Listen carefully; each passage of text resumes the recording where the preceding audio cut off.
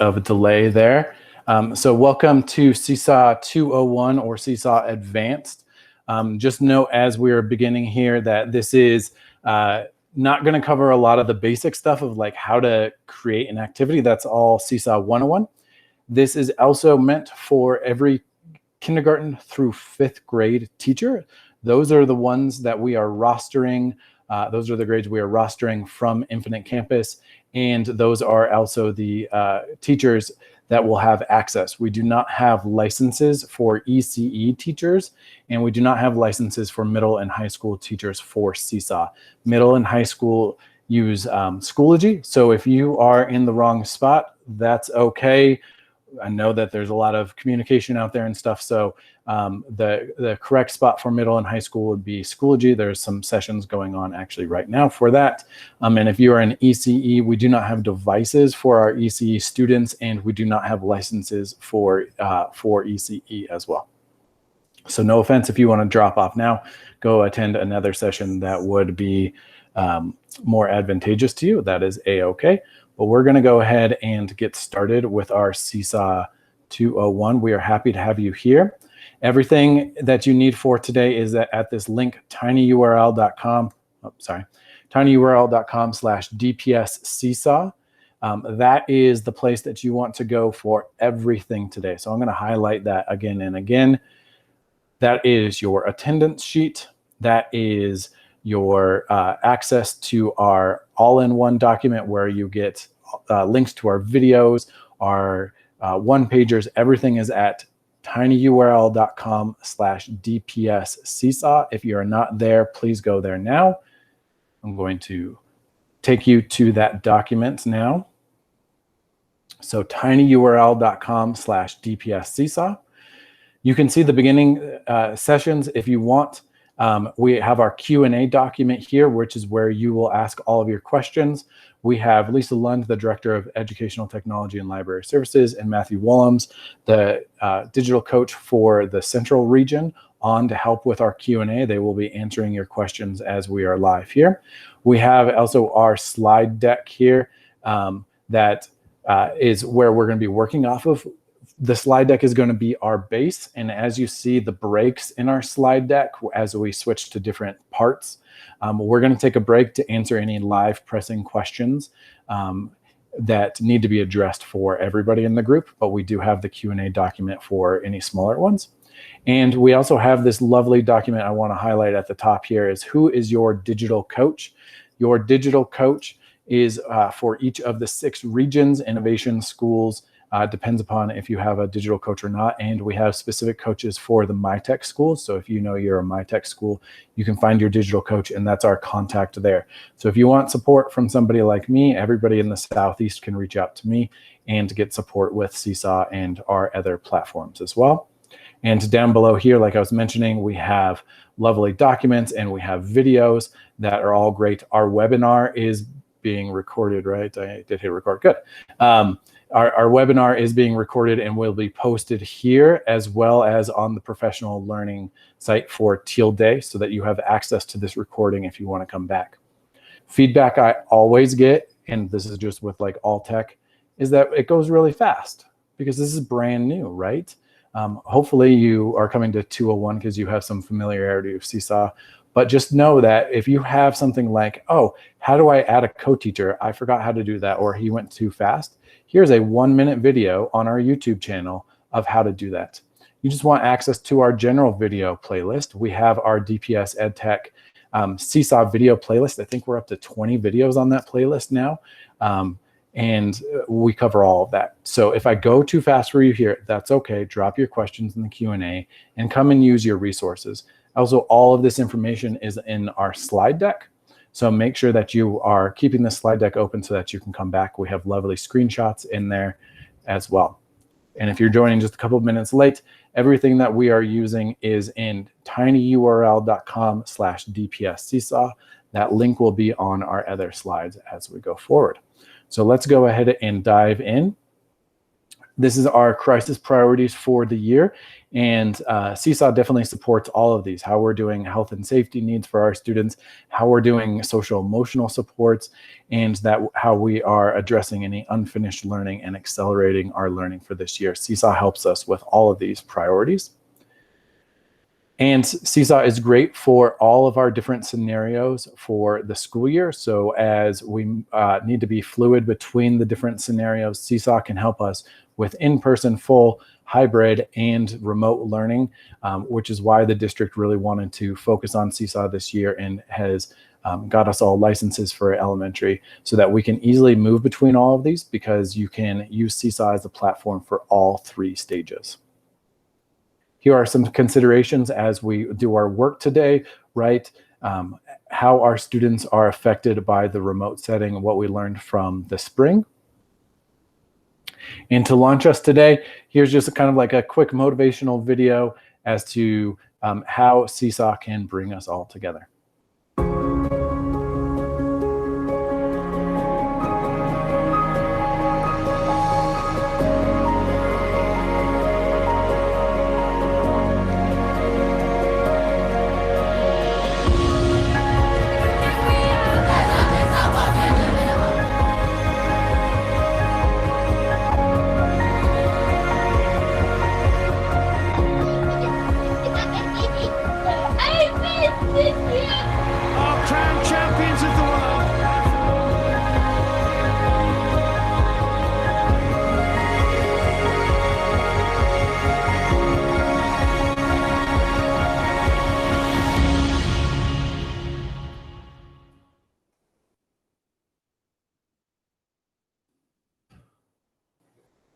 All right, so I love that video because it really shows how Seesaw can be used to bring together the different aspects.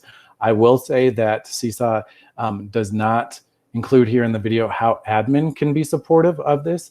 The admin portal allows us to look at individual students and see how many activities they're posting, what their activity level is, when they were even last logged on, so that our, say, a dean in the school can go in there and filter every student in the school and see, hey, these 7 students haven't logged in the last 3 days. We need to follow up with some phone calls. We need to get counselor support. We need to get our intervention team on that, right? How can we reach out to them?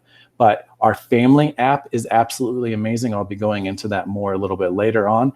And so we can connect our families through the app. Our students can really interact with us well in Seesaw versus like Google Docs or Google Classroom or anything like that. That's why Seesaw was really determined to be the platform to use this year. And of course, teachers being in one spot, having one access point is really important. Something that we heard loud and clear from our families in the spring was that we had a lot of different places to do a lot of different things.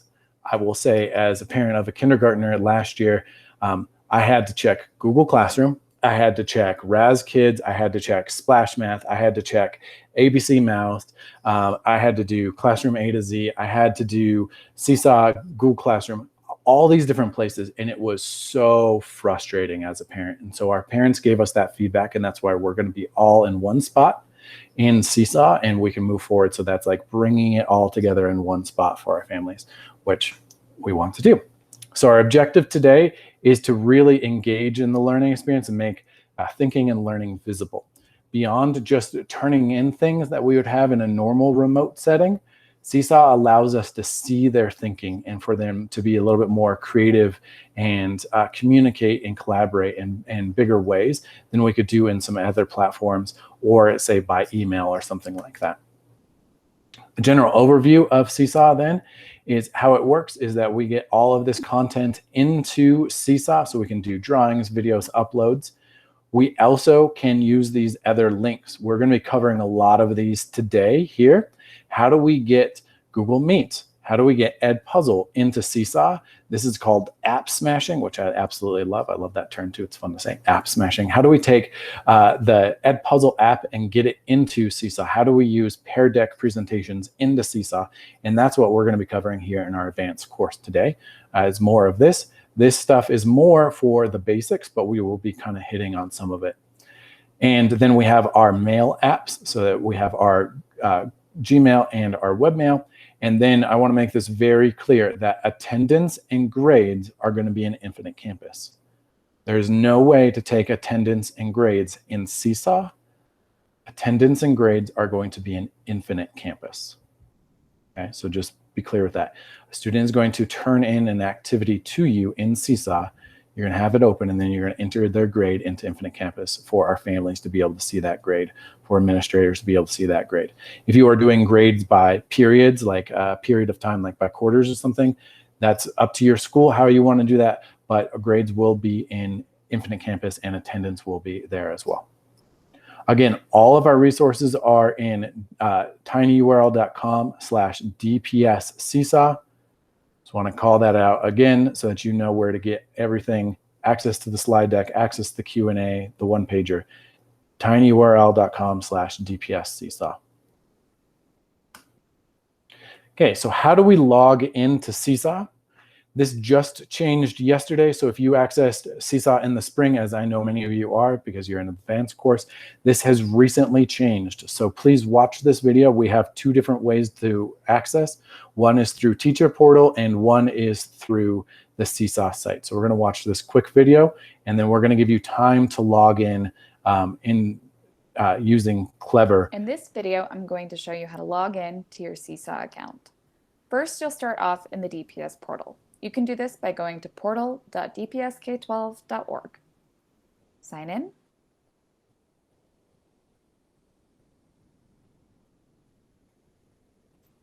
If you have more than one portal, it will show here. Otherwise, just click Teacher Portal.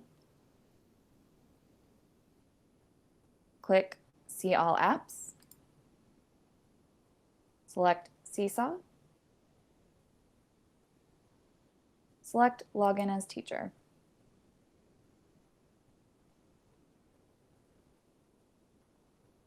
Here you will land on your Seesaw classes.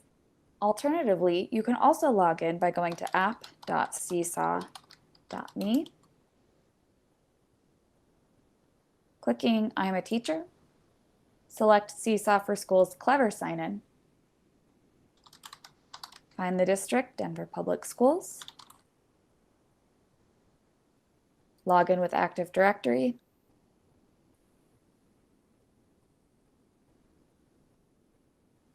and I'll pause here and say too that you can choose your school from that list as well, not just Denver Public Schools. And log in as teacher. If you have a homeroom or an intervention or an ELD class, those will be rostered to you automatically and sync nightly using Clever. If you are a specials teacher or a co-teacher, you will need to have the homeroom teacher add you as a co-teacher to their classes using your .org email address. If you are an educator who provides services that are not rostered in Infinite Campus, please see our SSP Seesaw recommendations document. For more information, please see the tutorials and other videos. Okay, so we're going to pause here and give you time to log in with your Clever account. So you can either go in through Teacher Portal and click on your apps and go to Seesaw, or you can go to seesaw.me and then choose to sign in with Clever and choose your school or district there.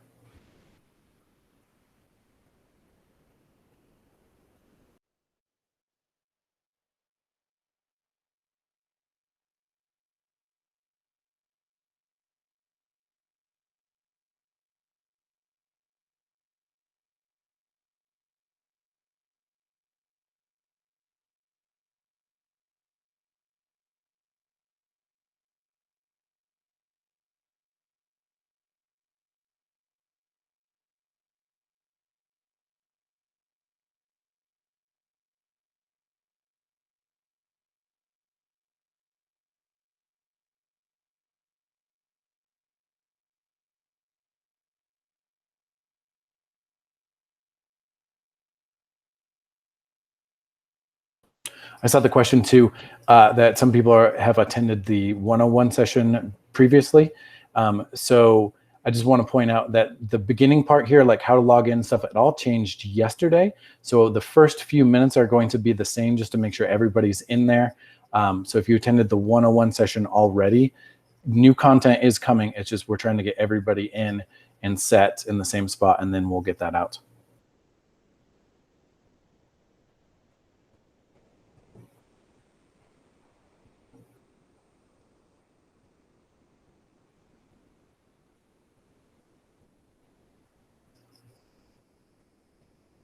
And as people are logging in here too, I just want to point out at the bottom here, tinyurl.com/DPS Seesaw is again where all of our resources are for this session. So if you are arriving a little bit late or are missing that, our Q&A document, our presentation slides, attendance, everything is in tinyurl.com/DPS Seesaw. I'm going to give one more minute and then we're going to move on from logging in.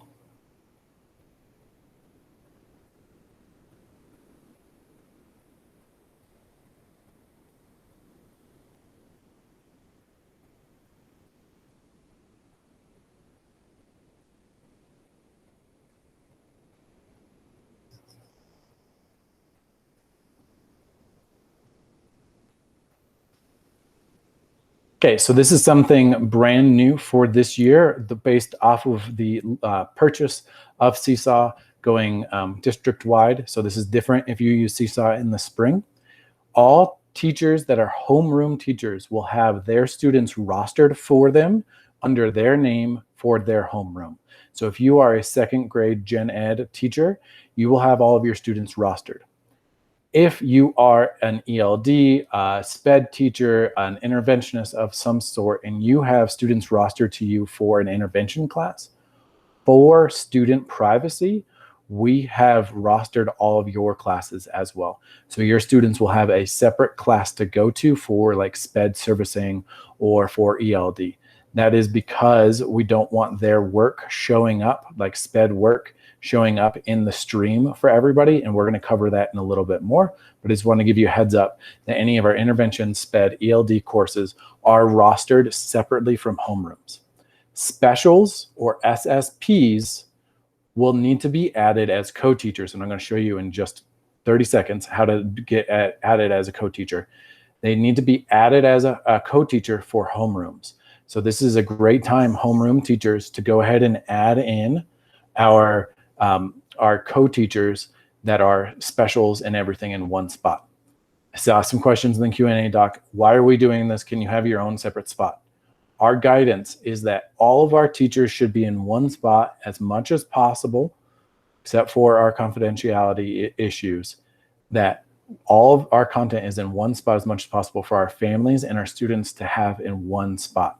We do not want students to have to log into a homeroom, to a STEM class, a music class, an art class, dance class, all those different things. We want them to be in one spot in homeroom, and all the co-teachers will then present in their content. This also gives us a level playing field for our different content teams. So if you are, say, like I was a K through 8 tech teacher, so I had all of my kids, they would come to me, every 4 days on the rotation, and I was oftentimes an afterthought. People didn't come to me for parent-student conferences and stuff. I was an afterthought. Now my content would be in the same spot as the math lessons and the literacy lessons. So that's why we have that, and I know there's questions about that. So homeroom teachers, how you would add in co-teachers. This is the way. You're going to click the gear at the top of your class. So you'd go into your homeroom class. You're going to go down to manage teachers, and then you're going to send them an email address. I'm actually going to show you this live too, because we get lots of questions on this. So I'm going to go up here to my gear. I'm going to scroll down to manage teachers right here. And then I'm going to send them an email invite to their email address. Do not do this co-teacher invite link. It does not work. I get lots of emails about this. It doesn't work. So don't use this. Type in right here all your co-teachers' email addresses. If you want to take a minute and do that right now, just to get your, say, 3 or 4 other teachers added as co-teachers, that's very kind of you to do right now. So follow the instructions here in our slide deck to get those other teachers going. And don't worry if you don't want to do that right now. We have it right here, the instructions. It's also a video in our one-pager. We have these resources available for you. So I'm going to pause here and ask if we have any pressing questions that we need to talk about before we move on to the activity library.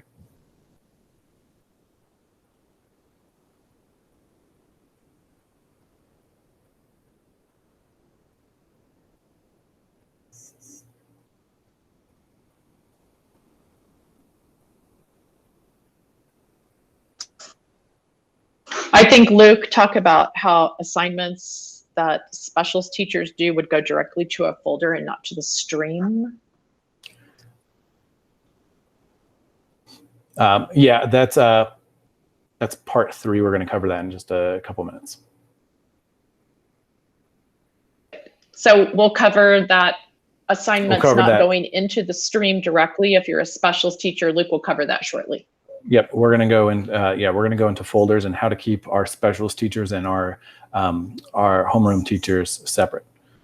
This also applies to platoon teachers, so I get that question a lot. Hey, this teacher is going to be teaching all of our literacy for our grade level. That teacher needs to be a co-teacher on each class, and then they just will add in for each class for homeroom. So they will say there's three teachers, 3 homerooms per 3rd grade. One teacher does all the literacy. They would just send that activity to all 3 classes. So the activity library, this is something brand new as of yesterday. So I'm going to walk you through how to do this for the DPS. If you used Seesaw in the spring, you saw a version of this, but not what we have right now. We get to our activity library through our activity, assign activities here. So this is everything that I've created or I've grabbed from the activity library. You can see my different lessons that I've used in the past. And I can upload any of these to my activity library for either my school or my district. And I'm going to show you that now. So I'm going to go down here to share. I can then share out something in my library to the school or district library right here. I can customize this. I can change this. Or then I can also send out an activity, say I want to send my activity to somebody else so that they can make a copy of it or something. I can send out a teacher link, and it's just going to give me a link. I can send in a message to one of my fellow teachers. But the best way to do it is to share out for your school. Then they can just go grab it. Or you can dive into the deep end with the district library. So let me show you our district library. Now that you know how to share something there, it will be automatically updated based off of your grade level. So you can see there are 97 activities posted from just yesterday. That's really cool. This is an open source place. You can see that there's a lot of different activities in here. That's really cool how we have like dance activities. We have some ribbon activities here. That's cool. These are not vetted by curriculum and instruction. These are examples or lessons that just anybody has put up. So if you find like a scavenger hunt in here, that's cool. It does have 25 likes, so maybe that's cool. I don't know exactly, but this is a great place that I can come and grab on to something else. So if I come here to this Seesaw scavenger hunt, I see that has lots of likes. I see this work. I can then grab this and add it. Sorry, I can grab this and add it by heart, and I can copy and edit my activity because I would want to customize it for my class. I'm going to show you something really fantastic and an awesome place to start. Even though I know you guys are more advanced users, if you search the key term here, DPS EdTech, that is our team. Lisa is our fearless leader. Matthew and I are our digital coaches for that team. You can see our templates that we have uploaded that are available, already up to 46 likes on our main template here. And I saw people ask already, how do I build a schedule in Seesaw? Please use our template and feel free to use our template and make copies and changes to it. It's not perfect. It is a generic, agnostic for content template. So you can use this for math. You can use this for literacy. You can use it for anything. So I'm going to go ahead and take this content here, and or this activity, and I'm going to create a copy of it. And I'm going to make, say, math lesson. So I'm going to go math lesson for unit 3, lesson 4. Okay, I would add in my instructions, add in my voice instructions. We want to make sure that we have those voice instructions for our littles and students that may have trouble reading your instructions. So always, always, even up to 5th grade, include your voice instructions, please. Then I can come in and I can change my lesson plan. That's all in one spot. It is very, very key that we have everybody putting as much of activities in one spot as possible. So your math lesson should be all in one multi-page activity, meaning that I have my do now, I have my activities for small group, whole group, independent work all in one spot. And that is so that I don't have one post for do now, one post for my whole group, one group post for my small group, because then as all of our different content areas are posting in one spot, it's going to get really, really crazy for our families. They're going to have way too much to try to keep track of in their activity stream. So I can come in here, I can give a welcome video. I can go click here and I can add in my video on the left-hand side. I can put in my CLO, my standards, and then I have my do now and all of this in one spot. To link to my do now, all I have to do is just click down here and it jumps me straight to my do now. So I then complete my do now as a student. I could click back to my homepage and then I can come and these are check boxes. So we can teach our students how to check that off, that I completed my do now. Now I need to go to my whole group activity. I could link down then to my whole group time here. Then talking about app smashing, this is kind of our more advanced stuff here, is that our Google Meet should be linked and posted in one spot consistently. I saw some people asking about your Bitmoji page. That's awesome. If you have a set place to use on your Bitmoji page, that you have your Meet link for your math lesson every day, or just that you use for all of your lessons every day, that's fine. Make sure that you're posting that just in a consistent spot. I can give my students my Meet nickname.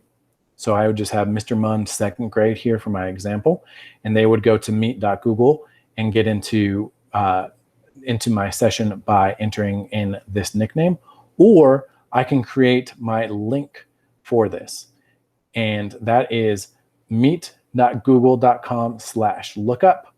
And Lisa and Matthew will post this in the Q&A document as well. How I can make this just a clickable link. They just click on this and it's going to open up the Meet for them automatically by just adding in our link right here. So my students can either do it by one click here or on my Bitmoji page, or they can go in with the nickname.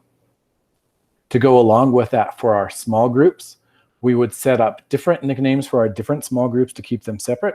I can tell my students ahead of time what group they're in, or I can post like off to the side or make a chart of who's going to be in each group. It's a really great idea to have fluid groups so that they're not the same every single day. Maybe you make your groups based off of how whole group did, or if students have actually completed the assignments, or if they've been absent, you can drop them into a different group as well. So this is then again my nicknames and my links out. Take these templates that we have made, use them as you wish. They are just a base. If you want to just take 2 things off of there, that's fine. That's a-okay. But use them as you wish. This is just a base to get off of. You guys are all my advanced students, so you guys can take these and play. So that's my teaching workspace. Up here is in the example. And then for my template, it would just be where my students are going to work. So template is going to have a copy for each student, put their name on it. And this is where my students are going to go to work. So I have activity 1 here that I would do in whole group. Maybe that's a math problem, maybe that's a prompt, maybe that's a vocabulary lesson or something like that, activity 2. And this just has the space for my students to work. And I will be able to see this as they're turning it in and as they're working on it. I can see their work and I can see their visible process here instead of just seeing a product at the end. So that is our templates. Now, organization is going to be super, super key for this. Say this is my lesson. I have it all done. Obviously, I didn't change very much on my template, but now I want to assign it out to my students. I'm going to go to assign. I'm going to choose my second grade class. And if I'm a specials teacher, I'm going to have multiple classes that I'm going to assign this to. If I'm a platooning teacher, the same thing, I'm going to assign it to different homerooms. And here I can come in and edit my students. So say I want to send this to most students, but I don't want to send it to Brian because I'm going to differentiate for him. I'm going to make a different copy for Brian and send that out to him. And I'm going to drop it in my folder. So this is our question that we had before, staying organized with folders. We recommend that you have each of your content areas, music, Spanish, Mandarin, science, social studies, whatever, all of your contents make a folder so that they can grade with their folders. And then you do a week of. We do not recommend that you do by individual days. One, because our students may not be logging in and doing lots of work every single day. We want to limit the amount of folders. So if we did a folder for every day, too, we might end up with 90 folders by the time we go back to school. Who knows? We at least have 8 weeks of remote. And then we're going to have some hybrid in there, too. So we'd have other folders for hybrid. So we want to keep it week of for our organization and by content. So I would drop this into both, assign it there. I have my students selected. I have my folder selected. And then I'm going to assign that to the class and it's going to be sent out to them. So that's how we want to stay organized from this. But then to grade, you guys are all, again, my advanced, so I'm not going to show you how to pull up student responses, but I am going to show you how to filter for just your content areas. So if you're, say, the math and literacy teacher, you want to just look up those ones. I'm going to come in here to my folder in my journal. So I'm going to show you this twice, actually, because it's super important. Now I'm going to filter by just my folders. Now I don't have any student work turned in here, but I would just click literacy and I would have all my student work here so I can grade by just my literacy folder here. Again, that's super important, so I'm going to show you again. I'm going to go to my overall class journal. Then I'm going to click the folder over here on the right-hand side. I'm going to choose what content area I want to filter down to. So then if I'm the science teacher, I would just choose science and I can see all of my science work. Again, super important, as we're going to have 4, 5, 6 co-teachers in one spot, that we are tagging with the week of and the content of. I'm going to pause again here before we move on and take any questions.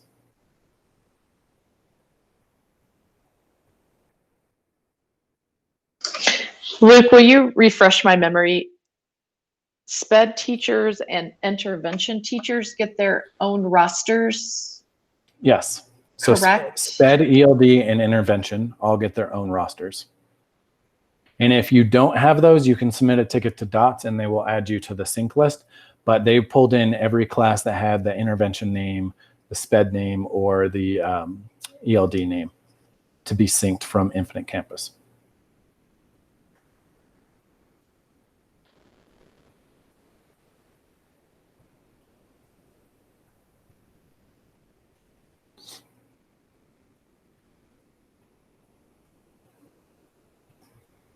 All right, so another advanced option then that I'm going to show you here is a question that we get a lot for our upper grades. So I apologize for lower grades, this isn't going to be as applicable, but this is one of our more advanced things in 201, is how to use Google Drive with Seesaw. This is linked in our one pager. Again, tinyurl.com/DPS Seesaw. You can see this video. We're going to watch it through once here, and you can come back and refer to it over and over again, as you'll need to set this up. It's a little bit technical, but we're going to watch this video to start.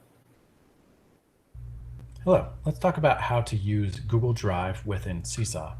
It's fairly easy to get going using Google Drive in Seesaw, but it's not the same as if you've used Google Classroom before.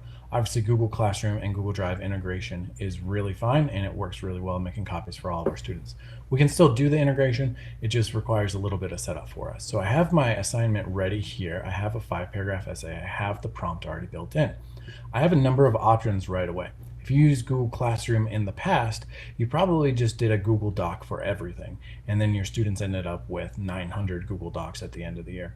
We don't necessarily need to do a Google Doc for everything, because I can give my students this prompt and I can give it as a note. So I can have my students do this. If I'm going to do just a standard like race paragraph or a short response, I have them write even just a few sentences if that's at their grade level. I can just give it to them right here on this lovely piece of paper. It allows me to do all the editing, revision, and stuff right in here.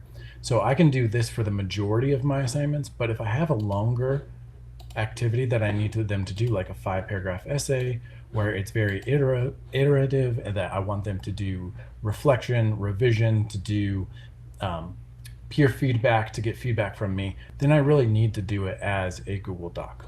So I'm going to need to set up my class at the beginning of the year. I've made a folder in my Google Drive because I want my students and I to have one place to share and to help keep my students organized. So I've made just my Mr. Munn's class for this school year, and I've added in all of my students, and I've also invited all of my students. So they are the co-owners of each one of their folders.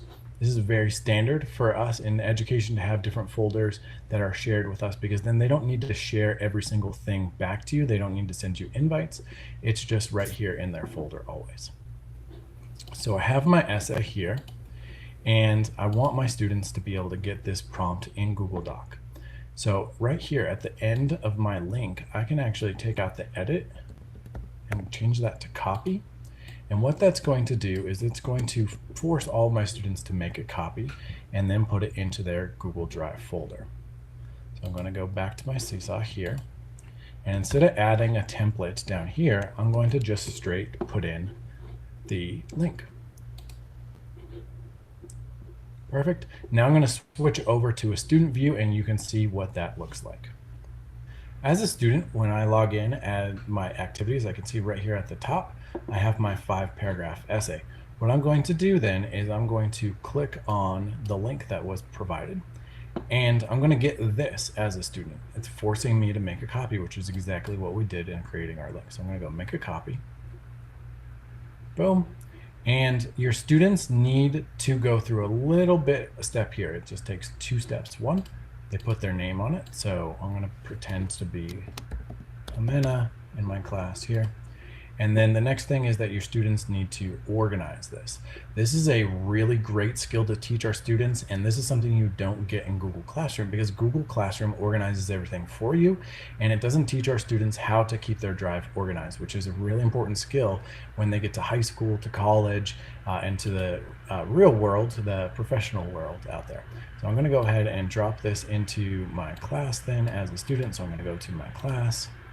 As a student, I'm pretending to be Jimena, so I'm going to move my assignment here. And boom, now that's automatically shared with me, Mr. Munn, as a teacher, and the student already, and now I can keep working on it. This is also a really great way to do group work for any project. So if all of your students are working on a Google slide, that doesn't work very well in Google Classroom because it makes an individual copy for every student. It doesn't lend itself to collaboration or group work like we can do here in Seesaw. So then I would write the most amazing essay ever, right? And then I want to turn that in as a student by just sending the link back. So I'm going to add my response as a student, and I'm just going to send in the link. As the teacher, then you'll be able to click on the link and grade all of these very easy. So instead of doing attachments like we see in Google Classroom, it's just sending the links back and forth and making sure that the students stay organized by managing their drive instead of Google Classroom managing it for you. So the basic idea is that you're going to have a shared folder for each student, and instead of having to send invites, hey, I'm sharing this with you, they just drop it in a shared folder, and then we can avoid all of those invites, and we just send the links back and forth. I know it's not as cool on the surface as Google Classroom, but allows us to do that deeper work, while most of our work will be in Seesaw. Just want to cover 2 options here before we get to app smashing, and that is how we can make student work visible or invisible, except for when we want it. So option 1 is that in settings, you can have all student work appear for everybody to see. And then you would always want to make sure that items are approved before it ends up in the journal. This allows for really great communication and collaboration, as our students are able to move in the journal and see each other's work and communicate and collaborate. They can post comments on there. The downside of this is that differentiation may be visible. So as I make a copy for Brian, my example student there, and I differentiate for him, he then submits that work. Even though that was individually assigned to just him, that's still going to appear in the journal. So other students are going to be able to see then that he had differentiated. It is up to you then if that is differentiated enough that it doesn't really matter, or if it's differentiated or modified a lot, that might want to be given in a different class setting, which is why we roster our ELD and our SPED classes separately, so that any of that really different work, they can be done in a separate area. So there's pros and cons to option 1. Then option 2 is that you use the blog option. Blog option then is that you can grab the globe icon at the bottom of any student activity, and that will post to the blog. So for every major activity, say for math, you'd choose 2 or 3 student exemplars to post to the blog. The blog is password protected so that we can post student work there without parents being able to see it. And then that work will be visible as exemplar work, and any differentiated or modified or changed assignments would be kept private for just that. Note too that option 2 is good for grading, because if I want to give descriptive feedback to my students, that descriptive feedback is going to be private to just them unless their work gets posted as a blog. For option 1, if I give, say, some negative feedback to my students, all of my students will be able to see that negative feedback. And so it's up to you whether you want to do that. It's really up to teacher style, or you may want to decide as a school how you want to best do that. I know some schools are tackling this at the school level. Going to move on then past our activities, which we already did, and do view and create posts. And I'm going to hit this just super quick because you guys are the advanced group. And I'm just going to show you here a different way of doing work. So you have student activities that are posted all down our stream. But say I have extra enrichment that I give my students, or I have an in-person activity if we're in-person or hybrid learning. I can post to my journal without doing an activity, and my students can do this as well. So if they have, say, something that they've done in class that they want to post that then their families could see through the family app, I'm going to go up here to add, and I'm going to post student work.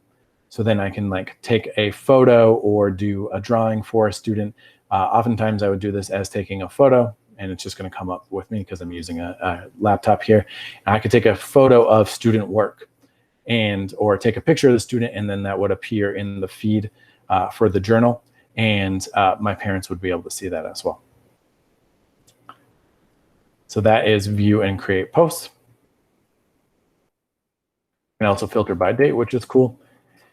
And then let's move on to our app smashing. So this is where we get into the more advanced stuff. How do we use different apps within Seesaw? And this is a very common question from teachers that have got a good handle on where Seesaw has been.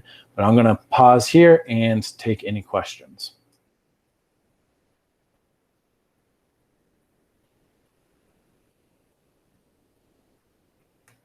I do have a question. So why do we tag activities with both math and week of? Week of, so that we can have a signature of something that you've done. So if you're talking to a parent and say like, oh yeah, they turned in something that wasn't done very well 2 weeks ago, how can I go find that? You can go by the week of and find it, so chronologically, or then we do by content area. And if you have both, that gives you both options to find past activities, and it gives our families and students some chronological kind of cues as to how far behind they are. So if they have activities from 2 weeks ago, that's not going to be the priority to complete. We want them to really accelerate their learning and work on the current content. You might also want to go back to past weeks and say student hasn't done something from 3 weeks ago. You might want to go in there and just post something for them so it's removed from their feed. In the student feed here, we have endless activities as our teacher view. So this is just all the activities I've posted for all of my students. And you can see it's actually going slow because I have so many activities posted here, and especially as we have co-teachers. But as students complete activities, as they add a response, it disappears. They submitted it, and it's going to go to their journal once it's approved. So this feed will actually be just a blank gray box once they've done all of their work, once they're all caught up. Students can get behind, but they can see here the tag of this is math and this is week of August 17th. And if it's from like 3 weeks ago, we don't need to focus on that as much. So that's why we tag with both for folders.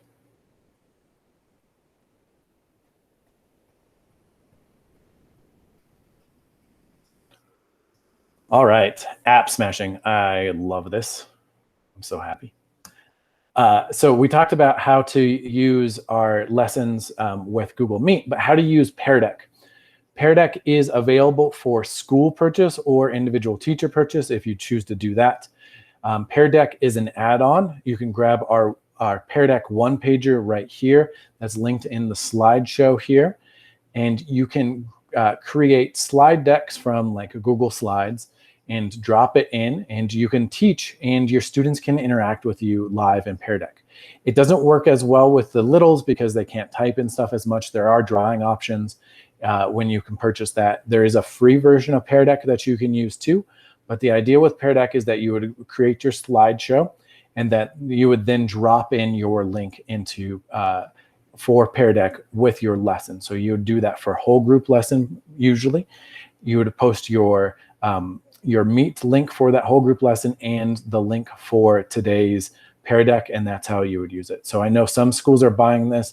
I just heard of one of my elementary schools yesterday is going to be buying this. So this is how you would use your Pear Deck. Just drop in the link there, share it out, or you can just share the learning code and they can get to it that way. We also have Screencastify, and I'm going to switch over to full screen view so that you guys can see how this extension works. This is purchased by the district for everybody. We used like our whole ed tech budget to buy this. So I'm going to stop presenting just a tab and I'm going to present entire screen so you guys can see how to do this. So in Seesaw, then I can use Screencastify. I will note that while the district is buying Screencastify here, that this is in purchase right now. We're working on a data privacy agreement with them, making sure that our students stay safe and our data stays safe. But this extension is just a quick extension, and the free version is open to you right now, and you actually can see it. I have the free version, so I can make a 5-minute video using Screencastify. I can record my desktop here, and I always like to turn this embed webcam on because it's going to give me a little picture-in-picture. So while I do, say, a recorded lesson here for my students, that down here at the bottom right, they're going to see my lovely smiling face, kind of like you're seeing right now in the live stream, how you're seeing my screen and my face at the same time, especially for elementaries. Keeping that connection to them is so much more important. If you ever watched a YouTube video that's just a voice talking over a screen, it's not nearly as engaging as having the webcam. We will have with the premium version more than 5-minute limit, but for right now you can do 5 minutes and you could just link in multiple of those. When I do a recording then here, let's see if it will work without crashing my computer.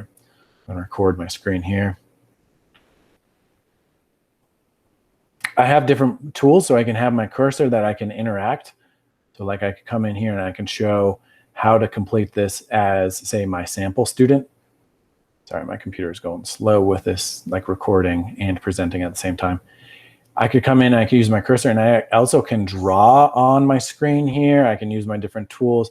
So this is really awesome. I have an eraser. So all of my fans of active boards or our interactive touch panels, this is a way that you can kind of recreate that on your screen by doing a video for your students. And then when I'm all done here, I'm going to turn it off. This is automatically then going to make a video in my Google Drive, which is cool. So I can record a short lesson for my students. If you're doing a flipped classroom model, as I know a lot of our schools are, this is how you're going to create your high quality asynchronous lessons that the students would watch before they came to class, is that you would record it with Screencastify using all those built-in tools that we've purchased for you. Then over here on the right-hand side, if you go more options and you turn it on, you can turn on Edpuzzle. So while this is saved directly to my drive, I can also upload it right here to Edpuzzle directly. And that's the next app I'm going to show you. So Edpuzzle is an awesome activity that we can use to take a video that we've made and drop in questions and make sure our students are completing the work. So if I upload this now here, it's going to crash my computer. So I'm just going to take you guys to Edpuzzle, but I'm going to stop the picture-in-picture here real quick.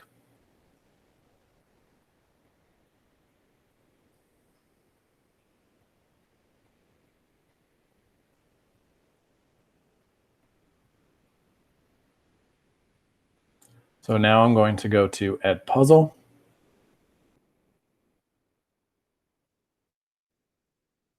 And you can see I'm logged in here. Edpuzzle has also been purchased by the district for you. This is live for all .NET and .org accounts. It's really fantastic. You can see past recordings I've used. I can grab activities from Khan Academy by doing a search, right? So I can grab a Khan Academy video. I can go to YouTube. I can grab somebody else's video. That's really awesome. Or I can make my own content. So here's like a lesson I made yesterday, right? I can then come in here. I can play the video, or then I can add in questions. So I can go, oops, I can go back to my content here. Sorry. My content here. I can watch my video here, and then I can add in my questions. Let's go edit here, sorry.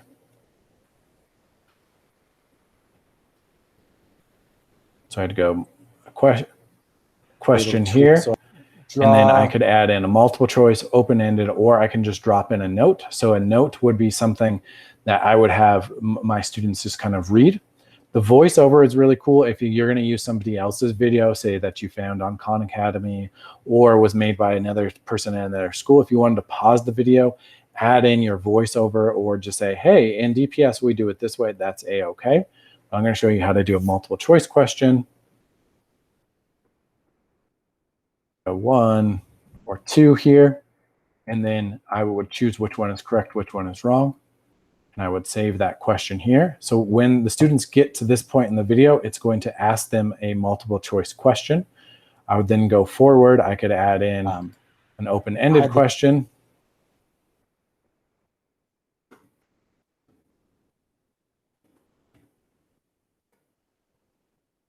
Here, and they would then have to give a response before moving on as well.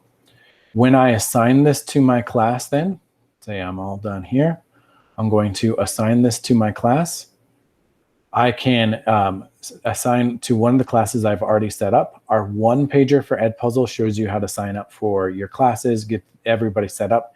You're going to do a different class for each of the homerooms you're in. So if you're a PE teacher, you're going to need to set up in Edpuzzle your different ones, but that's really cool that you could do like a workout with your students. You could ask them questions throughout, like, hey, how are those jumping jacks? Hey, how was that run around outside for 10 minutes? And then make sure they watch the full video. You can use this for any of our different contents, but you would assign it to each of your different classes, each of the different homerooms you're a part of. Students would come in, answer the questions, and then you will see an aggregated list of how your students did. So you'd see, hey, 80% of my kids watched the full video, 20% didn't watch it at all. Then I can know which students I need to follow up with that video. Instead of just posting a video and saying, did my students watch it? I don't know, right? It was on YouTube or it was in my Google Drive. I don't know how many students actually watched it. Edpuzzle takes things to the next level, especially if you're going to do flipped learning. But it really gives you a great option to use in your classroom. And since we have that integration of using Edpuzzle in Screencastify, we have a video of this so that you can use that, how you upload exactly from Edpuzzle into Screencastify, or from Screencastify into Edpuzzle, and how you would post that within Seesaw. So that's how we can use Pear Deck, Edpuzzle, Seesaw, and then we've already gone over Google Drive and Google Meet, how we would use all of those activities to make really high quality, advanced things for our students to do in Seesaw. I know that there was a lot there with Edpuzzle and Screencastify. I wish I could spend 20, 30 minutes on each one, but please use the one-pagers that are linked in the slide deck here. And the videos of how to use these are also in our one-pager from this session. If you are joining late or you're just forgetting our link, it is tinyurl.com/dpsseesaw. Gets you everything, tinyurl.com/dpsseesaw, dpsseesaw.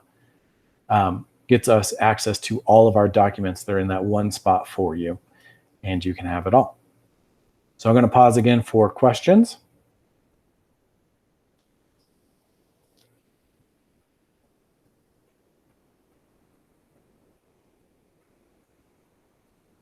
All right, looks like our Seesaw All-Stars are doing fantastic keeping up with all of this. I know it's fast. I know it's a lot on you, but please use our resources. Use the Q&A deck.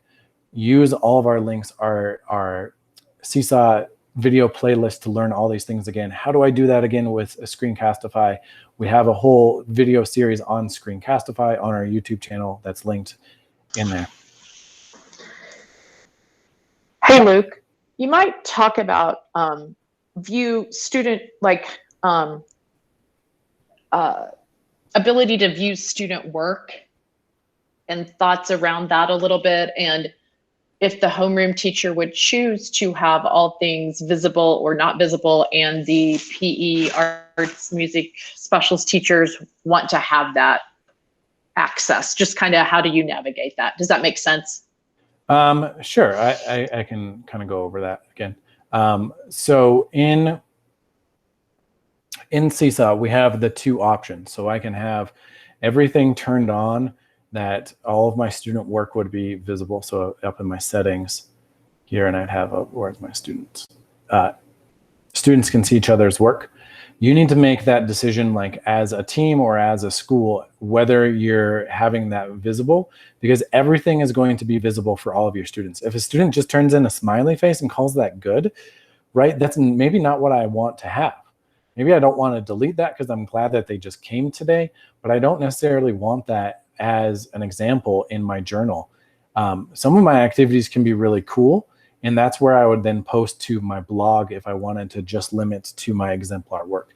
So if I have a really great creative piece of work here from my student Vaughn Miller, then I could post that to my blog.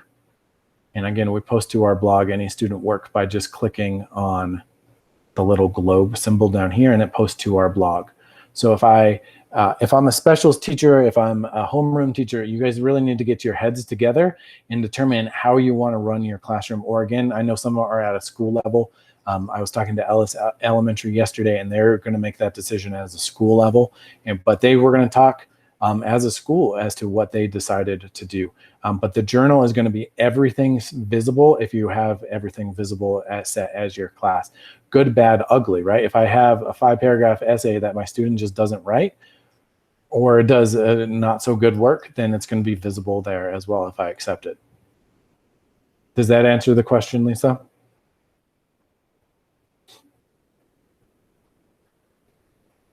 Yes, sorry, I'm trying to multitask. No, I know, there's lots of questions. I put a question, yeah, I know. I put a question in chat too. I'm not sure you can see it from me.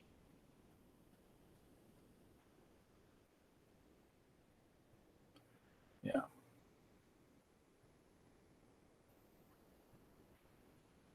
Let's switch over here to shared class. This one is. Sorry, I'm going to answer that question live here. I just want to make sure. Do I have shared in here? No, I don't. That's my other class. Okay, so how do I manage having multiple teachers, and how do I know like who has posted what?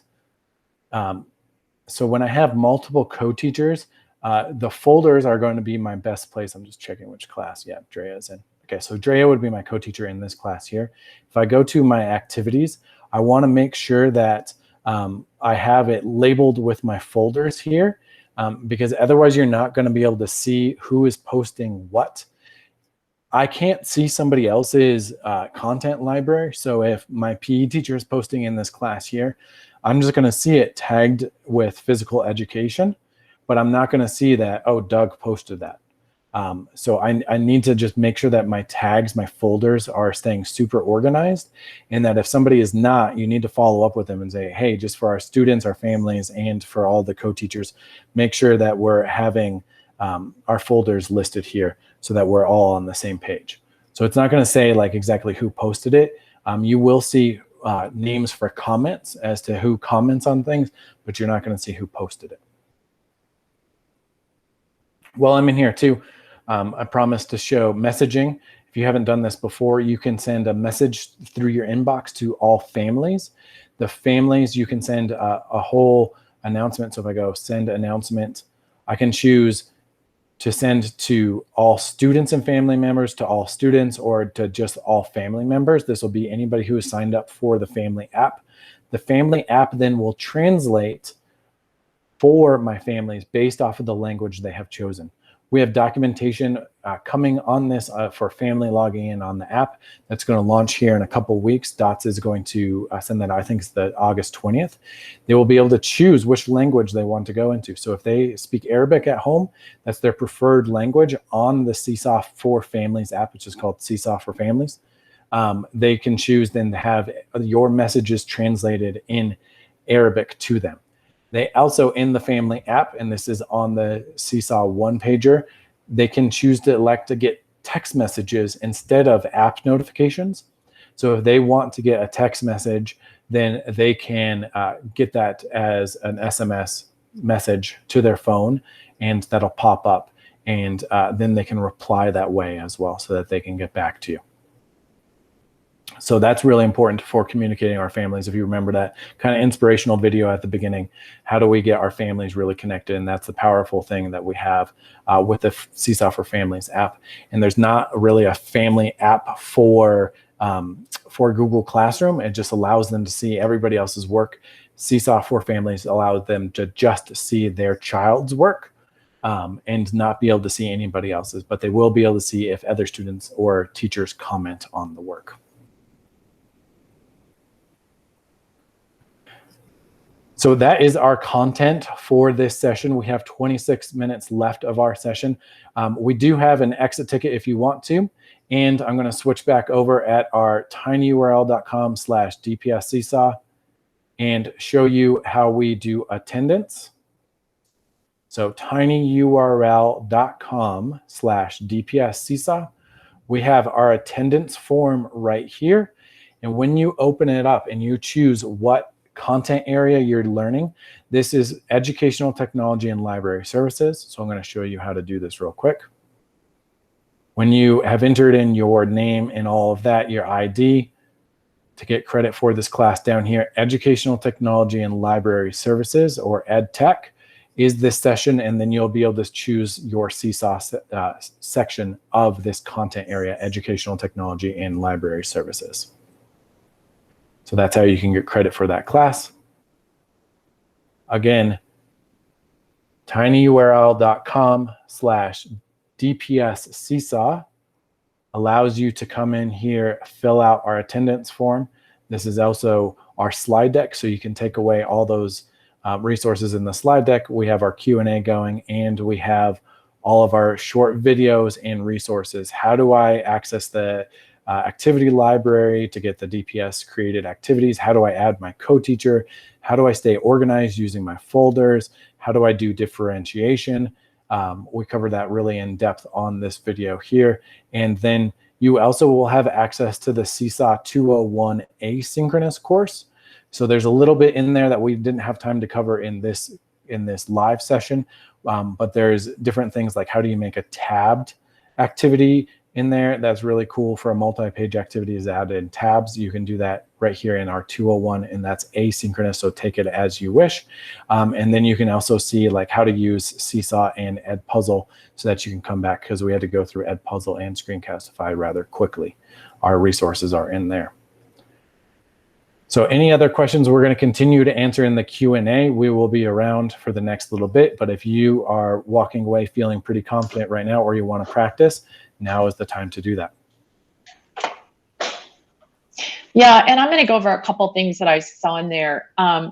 We have a site on the DPS parent portal, and it's called Remote Learning. It's a tab at the top of parent portal, and parents are able to access resources. We're still working on some of them. Resources about how to log into a Chromebook, how to use Seesaw, how to use Schoology. They're all done in the consent decree languages, or they're being currently worked on for all consent decree languages so that families can go there. I also know that FACE is working on some Schoology and Seesaw classes for parents. I don't exactly know how that's being communicated or where they are in that process. But just so you know that that's a place that you can send parents. I've seen that question several times. And then remembering that all SPED and interventionist will be rostered to a class. So you will have your own class.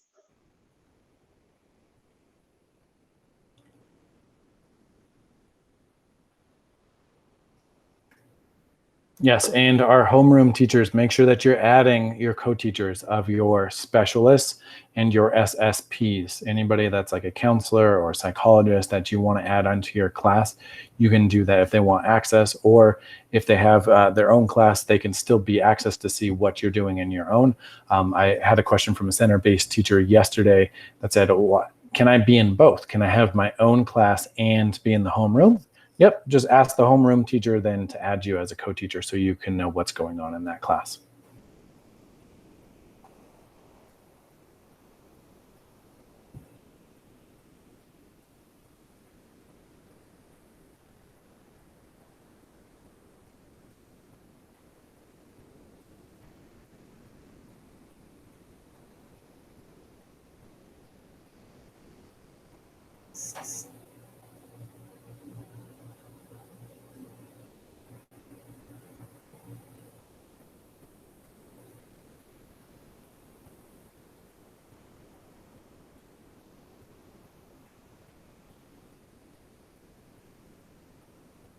Luke,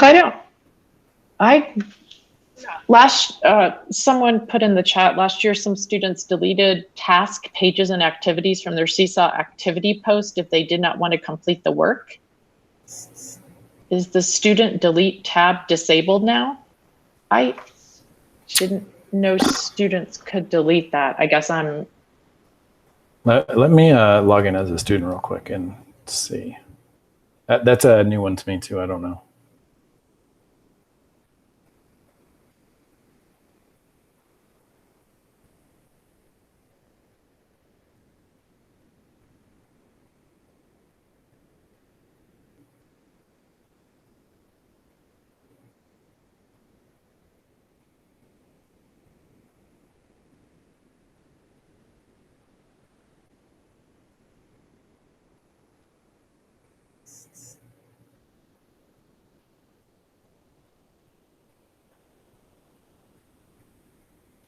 Yeah, I logged in as a student. I can't see that now, that there's a place for them to delete an activity. I can't see that as a DPS student, so maybe they removed it when we're in DPS. But if you have a specific question on that, That's what I had never seen that before, so I was confused. yeah.